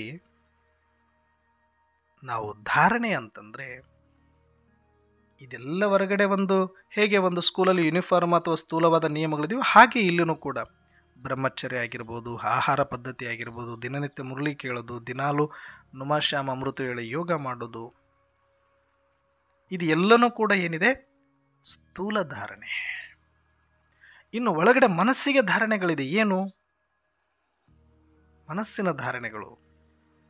ನಾನು ಶಾಂತವಾಗಿರಬೇಕು, ನಾನು ಸಂತೃಪ್ತನಾಗಿರಬೇಕು, ನಾನು ಲೋಭಿ ಆಗಬಾರ್ದು, ನಾನು ವ್ಯರ್ಥದಲ್ಲಿ ಬರಬಾರ್ದು, ನಾನು ಪರಚಿಂತನೆ ಮಾಡಬಾರ್ದು, ನಾನು ಪರದರ್ಶನ ಮಾಡಬಾರ್ದು. ಇದೆಲ್ಲನೂ ಸೂಕ್ಷ್ಮ ಧಾರಣೆಗಳಲ್ಲಿ ನಮ್ಮನ್ನು ನಾವು ಚೆಕ್ ಮಾಡಿಕೊಂಡು ಚೇಂಜ್ ಮಾಡ್ಕೊಳ್ಬೇಕು. ಇದು ಒಂದೇ ದಿನಕ್ಕೆ ಆಗಲ್ಲ, ಪ್ರಾಕ್ಟೀಸ್ ಬೇಕು. ಯಾಕಂದರೆ ಇಷ್ಟು ವರ್ಷದ ಹಳೆಯ ಸಂಸ್ಕಾರನೂ ಕೂಡ ಈ ಪಾತ್ರದಲ್ಲಿ ಇರೋದ್ರಿಂದ ಚೆಕ್ ಮಾಡ್ಕೊಂಡು ಚೇಂಜ್ ಮಾಡ್ಕೊಂಡು ಹಂತ ಹಂತವಾಗಿ ಪರಿವರ್ತನೆ ಇಟ್ಕೊಂಡು, ಇಷ್ಟೆಲ್ಲ ಹೋಗ್ತಿದ್ದಾರಪ್ಪ, ಒಂದು ಯೂನಿಫಾರ್ಮ್ ಹಾಕಿದ್ದಾರೆ, ಇದೆಲ್ಲ ಮಾಡ್ತಿದ್ದಾರೆ ಅಂದಾಗ ನಮ್ಮನ್ನು ನೋಡಿದ ತಕ್ಷಣವೇ ಒಂದು ಭಾವನೆ ಬರಬೇಕು ಅವರಿಗೆ. ಆ ವ್ಯಕ್ತಿತ್ವ ನಮ್ಮಲ್ಲಿ ಕಾಣಿಸ್ಬೇಕು, ಒಂದು ಮಧುರತೆ ಕಾಣಿಸ್ಬೇಕು, ಒಂದು ಶಾಂತಿ ಕಾಣಿಸ್ಬೇಕು, ಒಂದು ದೈವಿ ಕಳೆ ಕಾಣಿಸ್ಬೇಕು. ನಾವು ಬ್ಯಾಡ್ಜ್ ಹಾಕ್ಕೊಂಡಿರ್ತೀವಿ, ಬಾಬರವ್ರ ಡ್ರೆಸ್ ಹಾಕ್ಕೊಂಡಿರ್ತೀವಿ, ಮಾರ್ಕೆಟಿಗೆ ನಾವು ತೊಗೊಂಡು ಬಾ ಅಂತ ಕಳಿಸ್ಬಿಟ್ರೆ ಹೊಯ್ತು ಇಷ್ಟು ಕೊಡು ಅಷ್ಟು ಕೊಡು, ಹಿಂಗೆ ಮಾಡು ಹಂಗೆ ಮಾಡು. ನಮ್ಮ ಬ್ಯಾಡ್ಜು ನಮ್ಮ ಬಟ್ಟೆ ಹಾಕ್ಕೊಂಡ ತಕ್ಷಣ ಅವ್ರ ಮನಸ್ಸಲ್ಲಿ ಇರುತ್ತೆ, ಹೊರಗಡೆ ಪ್ರಜೆಗಳ ಮನಸ್ಸಲ್ಲಿ ಅಥವಾ ಹೊರಗಡೆ ಎಲ್ಲರ ಮನಸ್ಸಲ್ಲಿ, ಇವರೊಂದು ಆಶ್ರಮದಿಂದ ಬಂದಿದ್ದಾರೆ ನೋಡಿ. ಅದೇ ಬೇರೆ ಆಶ್ರಮಗಳನ್ನು ನೋಡಿ ನೀವು. ನಾನು ಯಾಕೆ ಈ ಮಾತನ್ನು ಹೇಳ್ತೀನಿ ಅಂದರೆ, ನಮ್ಮದು ಸೆಲ್ಫ್ ಟ್ರೈನಿಂಗ್ ಇನ್ಸ್ಟಿಟ್ಯೂಟ್ ಇದು. ಇಲ್ಲಿ ಯಾರು ನಿಮಗೆ ಕೈ ಹಿಡಿದು ಕಲಿಸೋರಿಲ್ಲ, ಶಿಕ್ಷೆ ಕೊಟ್ಟು ಕಲಿಸುವ ಯೂನಿವರ್ಸಿಟಿ ಅಲ್ಲ ಅಂತಲೇ ನಾನಿಷ್ಟು ಟಾಂಟ್ ಕೊಡ್ತಾ ಇರೋದು ಮಾತಲ್ಲಿ. ಬೇರೆ ಯೂನಿವರ್ಸಿಟಿಗಳಲ್ಲಿ ಶಿಕ್ಷೆ ಕೊಟ್ಟು ಕಲಿಸ್ತಾರೆ, ಶಿಕ್ಷಣನೂ ಕೊಟ್ಟು ಕಲಿಸ್ತಾರೆ. ಅಲ್ಲಿ ಬರೀ ಶಿಕ್ಷಣ ಅಲ್ಲಲ್ಲಿ, ಶಿಕ್ಷಣದ ಜೊತೆಗೆ ಶಿಕ್ಷೆ ಕೊಟ್ಟು ಕಲಿಸ್ತಾರೆ. ಯಾವುದೇ ಆಶ್ರಮ, ಸನ್ಯಾಸಿಗಳನ್ನ ತಗೊಳ್ಳಿ, ಯಾವುದೇ ಬೇರೆ ಬೇರೆ ಸಮಾಜದ ಆಶ್ರಮಗಳನ್ನು ತಗೊಳ್ಳಿ, ಆ ಡ್ರೆಸ್ ಕೋಡಲ್ಲಿ ಅವರು ಬಂದಿದ್ದಾರೆ ಅಂದರೆ ಅವರ ಹಾವ ಭಾವ ನಡತೆ ಹೆಂಗಿರುತ್ತೆ? ಶಾಂತವಾಗಿರುತ್ತೆ, ಸೌಮ್ಯವಾಗಿರುತ್ತೆ, ಮಧುರವಾಗಿರುತ್ತೆ. ಅವರು ನೋಡಿದ ತಕ್ಷಣ ಇವರು ಸ್ವಾಮಿಗಳು, ಇವರು ಸನ್ಯಾಸಿಗಳು, ಇವರು ಸಂತರು, ಇವರು ಶರಣರು ಅಂತ, ಮಹಾತ್ಮರು ಅಂತ ಅನ್ನಿಸ್ಬಿಡ್ಬೇಕು. ನಮಗಿಂತ ಡಿಫ್ರೆಂಟ್ ಅಂತ ಅವರೇ ನಮಗೆ ಗೌರವ ಕೊಡೋ ಥರದಲ್ಲಿ ಇರುತ್ತೆ ಅದು. ಯಾಕೆ? ಆ ಥರ ಟ್ರೈನಿಂಗ್ ಇರುತ್ತೆ. ಇಲ್ಲಿ ಆ ಥರ ನಮಗೆ ಸಪ್ರೇಟ್ ಟ್ರೈನಿಂಗ್ಗಳು ಏನೂ ಇಲ್ಲ. ಇಲ್ಲಿ ಡೈರೆಕ್ಟ್ ಬಾಬರವ್ರು ಕೊಟ್ಟಿರೋ ಮುರಳಿಯನ್ನು ಹೇಳ್ತಾರೆ, ನಾವು ಕೇಳ್ತೀವಿ, ಬರ್ತೀವಿ. ನಾವು ತಪ್ಪು ಮಾಡಿದ್ರೆ ಇಲ್ಲಿ ಯಾರೂ ಹೇಳಕ್ಕೆ ಬರಲ್ಲ, ಇಲ್ಲಿ ಯಾರೂ ನಮಗೆ ಶಿಕ್ಷೆನೂ ಕೊಡಲ್ಲ. ಹಾಗಾಗಿ ಇಲ್ಲಿ ಏನಾಗ್ಬಿಡುತ್ತೆ, ಡ್ರೆಸ್ ಹಾಕೋ, ಬ್ಯಾಡ್ಜ್ ಹಾಕೋ, ಓಡು. ಸಮಾಜದಲ್ಲಿ ನಮ್ಮನ್ನು ನೋಡಿದ ತಕ್ಷಣ ಬೇರೆ ಸಮಾಜದವ್ರ ರೀತಿಯಲ್ಲಿ, ಬೇರೆ ಆಶ್ರಮದವ್ರ ಥರ ನಮ್ಮನ್ನೂ ಕೂಡ ನೋಡಲಿಕ್ಕೆ ಬಯಸ್ತಾರೆ. ಆದರೆ ಇದು 90% ರಿವರ್ಸ್ ಹೊಡೆಯುತ್ತೆ ಅವರಿಗೆ. ಯಾಕಂದ್ರೆ ನಮ್ಮಲ್ಲಿ ಕೋಪ ಹಂಗೆ ಇರುತ್ತೆ, ಡ್ರೆಸ್ ಹಾಕ್ಕೊಂಡ್ಬಿಟ್ಟಿರ್ತೀವಿ, ಬ್ಯಾಡ್ಜ್ ಹಾಕ್ಕೊಂಡ್ಬಿಟ್ಟಿರ್ತೀವಿ. ನಮ್ಮಲ್ಲಿ ಲೋಭಿತನ ಹಂಗೆ ಇರುತ್ತೆ, ಡ್ರೆಸ್ ಹಾಕ್ಕೊಂಡ್ಬಿಟ್ಟಿರ್ತೀವಿ, ಬ್ಯಾಡ್ಜ್ ಹಾಕ್ಕೊಂಡ್ಬಿಟ್ಟಿರ್ತೀವಿ. ನಮ್ಮಲ್ಲಿ ಒರಟು ಸ್ವಭಾವಗಳಿರುತ್ತೆ. ಆದರೆ ಒಂದು ಆತ್ಮೀಯತೆ, ಒಂದು ಮಧುರತೆ, ಒಂದು ಪ್ರೀತಿ, ಒಂದು ತಾಳ್ಮೆ, ಒಂದು ಸಹನೆ, ನಾವು ಲೌಕಿಕ ಅಲ್ಲ ಅಲೌಕಿಕ ಅನ್ನುವ ಭಾವ ಇಲ್ಲದೇನೆ ನಾವು ಹೊರಗಡೆ ವ್ಯವಹಾರ ಮಾಡಲಿಕ್ಕೆ ಹೋದಾಗ, ಹೊರಗಡೆ ವೇಷಕ್ಕೂ ಒಳಗಡೆ ಇರುವ ಭಾಷೆಗೂ ವ್ಯತ್ಯಾಸ ಆದಾಗ ಅದು ಸರ್ವಿಸ್ ಬದಲಿಗೆ ಡಿಸ್ಸರ್ವಿಸ್ ಆಗುತ್ತೆ. ಆ ಸ್ಥೂಲ ಧಾರಣೆಗಳು ಅದು ಡಿಸ್ಸರ್ವಿಸಿಗೆ ಕಾರಣ ಆಗ್ಬಿಡುತ್ತೆ. ಇದ್ರ ಬಗ್ಗೆ ನಾವು ಎಚ್ಚರಿಕೆ ವಹಿಸಲೇಬೇಕಾಗತ್ತೆ. ಇದನ್ನು ಯಾರೂ ಏನೂ ಮಾಡೋಕ್ಕಾಗಲ್ಲ. ಅಕ್ಕವರು ಏನು ಮಾಡೋಕ್ಕಾಗುತ್ತೆ, ನಿಮಿತ್ತರಾಗಿರೋರು ಏನು ಮಾಡೋಕ್ಕಾಗತ್ತೆ, ಎಷ್ಟು ಜನ ಕೇಳೋಕ್ಕಾಗತ್ತೆ? ಇಲ್ಲಿ ಶಿಕ್ಷೆ ಕೊಡುವಂಗಿಲ್ಲ. ಸ್ವಲ್ಪ ಏನಾದರೂ ಅಂದರೂ ನೆಕ್ಸ್ಟ್ ಡೇ ಕ್ಲಾಸಿಗೆ ಬರೋದಿಲ್ಲ. ಕೆಲವರಿಗೆ ದುಡ್ಡಿನ ಮದ, ಕೆಲವರಿಗೆ ಪೋಸ್ಟ್ ಪೊಸಿಷನ್ನಿನ ಅಹಂಕಾರ, ಕೆಲವರಿಗೆ ನಾನೇ ಸರಿ ಅನ್ನುವಂತಹ ಮನಸ್ಥಿತಿ, ಇನ್ನು ಕೆಲವರಿಗೆ ಸೂಕ್ಷ್ಮ ಸ್ವಭಾವ. ಇವೆಲ್ಲವನ್ನು ಹ್ಯಾಂಡಲ್ ಮಾಡೋಕ್ಕೆ ಯಾರಿದಾರಿಲ್ಲಿ? ಯಾರೂ ಇಲ್ಲ. ನಮಗೆ ನಾವು ಮಾಡ್ಕೊಳ್ಬೇಕಿಲ್ಲಿ. ಅದಕ್ಕೆ ಧಾರಣೆ ಅಂತಂದರೆ ಹೊರಗಡೆ ಸ್ಥೂಲ ನಿಮ್ಮ ಪಾತ್ರಾನುಸಾರ, ಸಮಯಾನುಸಾರ, ಪರಿಸ್ಥಿತಿ ಅನುಸಾರ ಎಷ್ಟಾಗುತ್ತೋ ಅಷ್ಟು ಮಾಡ್ಕೊಳ್ಳಿ. ಆದರೆ ಅದಕ್ಕಿಂತ ಮಸ್ಟ್ ಆ್ಯಂಡ್ ಶುಡ್ ಅದನ್ನು 1% ಮಾಡಿದರೆ 2% ಸೂಕ್ಷ್ಮ ಧಾರಣೆ ಬೇಕಾಗುತ್ತೆ. ಆದರೆ ಒಳಗೆ ಸೂಕ್ಷ್ಮ ಧಾರಣೆಗಳು ಏನೂ ಇಲ್ಲ, ಹೊರಗೆ ಮಾತ್ರ ಪರ್ಫೆಕ್ಟಾಗಿ ತೋರಿಸ್ತಾ ಇದ್ದೀನಿ ಅಂದರೆ ಇದು ಪಕ್ಕಾ ಮೋಸ. ಇದು ನಾಳೆ ನಿಮಗೂ ಇದು ಉಪಯೋಗ ಇಲ್ಲ, ಸಮಾಜಕ್ಕೂ ಉಪಯೋಗ ಇಲ್ಲ. ಒಳಗಡೆ ನಾನು ಎಷ್ಟು ಪಕ್ವಗೊಳ್ತೇನೆ, ಒಳಗಡೆ ನಾನು ಎಷ್ಟು ಪರಿವರ್ತನೆ ಆಗ್ತೇನೆ, ಆಮೇಲೆ ನೀವು ಡ್ರೆಸ್ ಹಾಕಿ, ಆಮೇಲೆ ನೀವು ಬ್ಯಾಡ್ಜ್ ಹಾಕಿ, ಆಮೇಲೆ ನೀವು ವ್ಯವಹರಿಸಿ ಹೊರಗಡೆ. ಇಲ್ಲಿ ಹಂಗಾಗಲ್ಲ. ಎಲ್ಲ ಮೊದಲು ಹಾಕ್ಕೊಂಡ್ಬಿಡ್ತೀವಿ ವೇಷವನ್ನು, ಆಮೇಲೆ ಪ್ರಾಕ್ಟೀಸಿಗೆ ಇಳಿತೀವಿ. ಹಾಗಾಗಿ ಇಲ್ಲಿ ಸ್ವಲ್ಪ ಸಮಾಜದಲ್ಲಿ ಗೊಂದಲ ಉಂಟು ಮಾಡುತ್ತೆ. ಬಹಳಷ್ಟು ಆತ್ಮರು ಇವತ್ತು ಅಷ್ಟು ಸರ್ವಿಸ್ ಮಾಡ್ತಾರೆ, ಇಷ್ಟು ಸರ್ವಿಸ್ ಮಾಡ್ತಾರೆ, ಅಷ್ಟು ಫಂಕ್ಷನ್ಗಳು ಮಾಡ್ತಿದ್ದಾರೆ, ಇಷ್ಟು ಫಂಕ್ಷನ್ಗಳು ಮಾಡ್ತಿದ್ದಾರೆ. ನೋಡಿದ್ದೀನಿ ನಾನು ಕೂಡ ಎಷ್ಟೋ ಫಂಕ್ಷನ್ಗಳಿಗೆ ಹೋದಾಗ ಅವ್ರು ಆಡುವ ಮಾತುಗಳು, ಮಾಡುವ ವ್ಯವಹಾರಗಳು, ಬಳಸುವ ಭಾಷೆಗಳು ನೋಡಿದಾಗ ಅಪ್ಪ ಭಗವಂತ ಎಂತೆಂಥವ್ರ ಕೈಗೆ ಸಿಕ್ಕಾಕ್ಕೊಂಡು ಅಂತಿಮ ಯಜ್ಞದಲ್ಲಿ ಏನೆಲ್ಲ ನೋಡಬೇಕು ಅನ್ನೋ ಥರದಲ್ಲಿ ಅನಿಸಿಬಿಟ್ಟಿದೆ ನನಗೂ ಕೂಡ. ನೋಡಲಿಕ್ಕೆ ಬ್ಯಾಡ್ಜು, ಡ್ರೆಸ್ಸು ಎಲ್ಲ ಹಾಕ್ಕೊಂಡ್ಬಿಡ್ತಾರೆ. ಬಾಬಾನ ಹೆಸರಲ್ಲಿ ಬಿಸ್ನೆಸ್ ಮಾಡ್ತಾರೆ, ಬಾಬಾನ ಹೆಸರಲ್ಲಿ ಬೇಳೆ ಬೇಯಿಸ್ಕೊಳ್ತಾರೆ, ತಮಗೆ ಬೇಕಾದಂಗೆ ಬದುಕು ಕಟ್ಕೊಳ್ತಾರೆ. ಎಷ್ಟೋ ಆತ್ಮರು ಇವತ್ತು ಯಾರು ಹೇಳೋರಿಲ್ಲ, ಕೇಳೋರಿಲ್ಲ. ಅವರವ್ರದ್ದೇ ತಿಳಿದದ್ದು ದಾರಿ ಬಾಬಾನ ಹೆಸರಲ್ಲಿ, ಬಾಬಾನ ಸೇವೆ, ಬಾಬಾನ ಸೇವೆ, ಬಾಬಾ ಸಂಕಲ್ಪ ಕೊಟ್ಟು ಬಿಟ್ಟಿದ್ದಾರೆ. ಎಷ್ಟು ಈಸಿಯಾಗಿ ಬಳಸ್ತಾರೆ ಆ ಶಬ್ದ ಅಂದರೆ ಭಗವಂತನೇ ನಾಚ್ಕೋಬೇಕು ಅಷ್ಟರ ಮಟ್ಟಿಗೆ. ನೋಡಿದ್ರೆ ನೋಡೋರ್ ಕಣಿಗೆ ಅಪ್ಪ ಎಷ್ಟು ಶ್ರಮ ಇದೆ, ಇಷ್ಟೊಂದು ದೊಡ್ಡ ಕಾರ್ಯಕ್ರಮ ಮಾಡ್ತಿದ್ದಾನೆ ಈತ, ಎಷ್ಟೊಂದು ದೊಡ್ಡ ಕಾರ್ಯಕ್ರಮ ಮಾಡ್ತಿದ್ದಾನೆ ಅಂತ ಅನಿಸ್ಬಿಡುತ್ತೆ.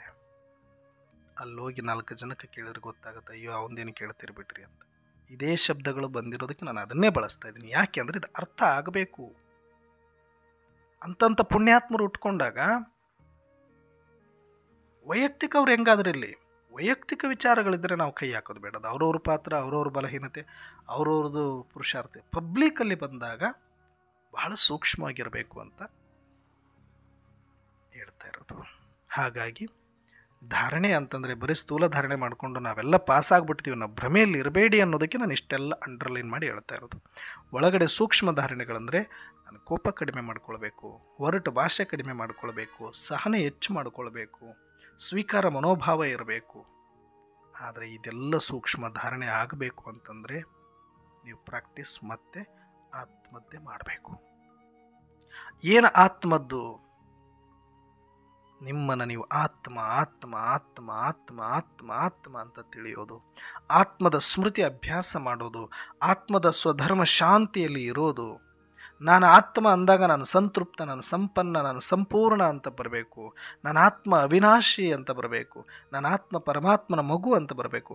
ಆಗ ನಿಮಗೆ ಎಲ್ಲ ಲೋಭಿತನ, ಕೋಪ, ದ್ವೇಷ, ಅಸೂಯೆ, ಒರಟು ಸ್ವಭಾವಗಳೆಲ್ಲವೂ ಕೂಡ ಹೋಗಬೇಕು. ಅಂದರೆ ಈ ಮಸ್ಟ್ ಆ್ಯಂಡ್ ಶುಡ್ ಮತ್ತೆ ಇಲ್ಲಿಗೆ ಬರಬೇಕು.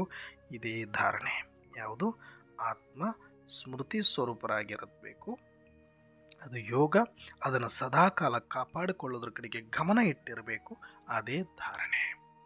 ಆ ಸ್ಮೃತಿಯಲ್ಲಿ ಸ್ಥಿತರಾಗೋದೇ ಧಾರಣೆ.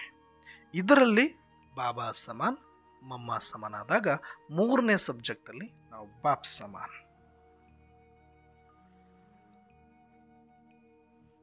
ಇದನ್ನೇ ಬಾಬಾರವರು, ಮಮ್ಮಾರವರು ಮಾಡಿದ್ದು.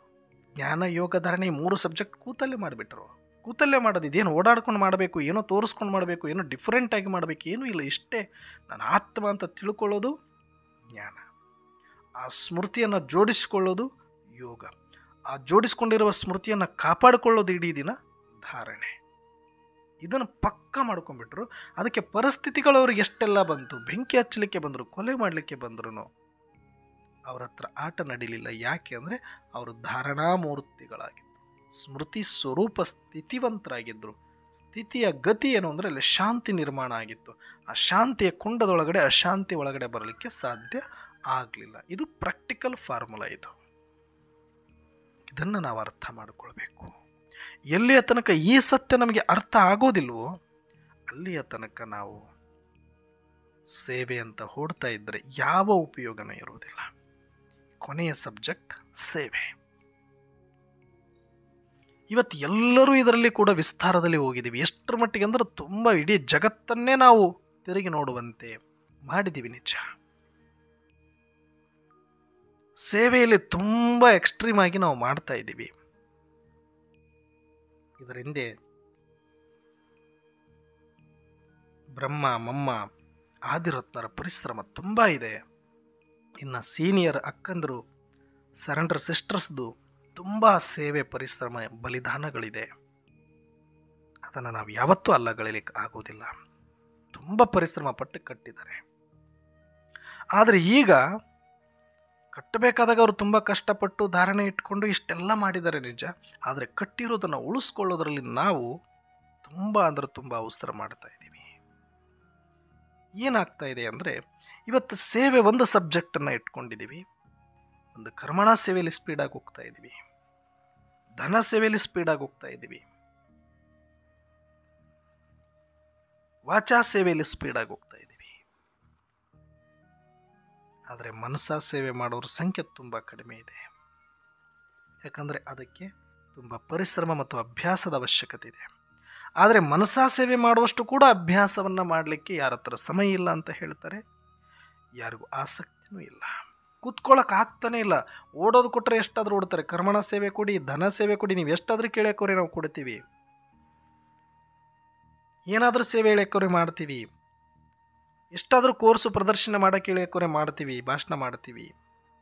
ಈ ಕರ್ಮಣ ಸೇವೆ ಏನಿದೆ, ವಾಚಾ ಸೇವೆ ಏನಿದೆ, ಇದರಲ್ಲಿ ತುಂಬ ಈಗ ನಾವು ಹೋಗ್ತಾ ಇದ್ದೀವಿ. ತಪ್ಪು ಅಂತ ನಾನು ಹೇಳ್ತಾ ಇಲ್ಲ. ಆದರೆ ಜ್ಞಾನ ಸಬ್ಜೆಕ್ಟನ್ನು ಮರೆತೇ ಬಿಟ್ಟಿದ್ದೀವಿ. ಸತ್ಯವನ್ನು, ಸತ್ಯದಿಂದ ದೂರ ಆಗಿರುವ ಸೇವೆ ಅದು ಸೇವೆ ಆಗಲಿಕ್ಕೆ ಸಾಧ್ಯ ಇಲ್ಲ. ಯೋಗದಿಂದ ದೂರವಾದ ಸೇವೆ ಅದು ಸೇವೆ ಆಗಲಿಕ್ಕೆ ಸಾಧ್ಯ ಇಲ್ಲ. ಧಾರಣೆಯಿಂದ ದೂರವಾದ ಸೇವೆ ಅದು ಸೇವೆ ಆಗಲಿಕ್ಕೆ ಸಾಧ್ಯ ಇಲ್ಲ. ಹಾಗಾಗಿ ನಿನ್ನೆ ನಾವು ಮಾತಾಡಿದ್ವಿ, ಸೇವೆ ಮಾಡ್ತಿದ್ವಿ, ಮನಸ್ಸಿಟ್ಟು ಮಾಡಿದ್ರೆ 100 ಪಟ್ಟು, ಸ್ಥಿತಿಯಿಂದ ಮಾಡಿದ್ರೆ 1000 ಪಟ್ಟು ಅಂತ. ಏನು ಸ್ಥಿತಿ? ಅದೇ ಮತ್ತೆ ಸಬ್ಜೆಕ್ಟ್ ಅಲ್ಲಿಗೆ ಬರುತ್ತೆ. ನಾನು ಆತ್ಮ ಅಂತ ತಿಳಿದು ಸ್ಮೃತಿ ಸ್ವರೂಪರಾಗಿ ಸ್ವಸ್ಥಿತಿಯಲ್ಲಿ ಇದ್ದು ಸರ್ವರನ್ನು ಆತ್ಮಿಕ ದೃಷ್ಟಿಯಿಂದ ನೋಡೋದು, ಸಹೋದರ ದೃಷ್ಟಿಯಲ್ಲಿ ನೋಡೋ ಅಭ್ಯಾಸ ಏನಿದೆಯಲ್ಲ ಅದು ನಿಜವಾದ ಸೇವೆ. ಸ್ಥಿತಿ ಆಗ್ಬಿಟ್ರೆ ಸೇವೆ ತನ್ನಿಂದ ತಾನು ಆಟೋಮೆಟಿಕ್ ಆಗಿ ನಡ್ಕೊಂಡು ಹೋಗುತ್ತೆ.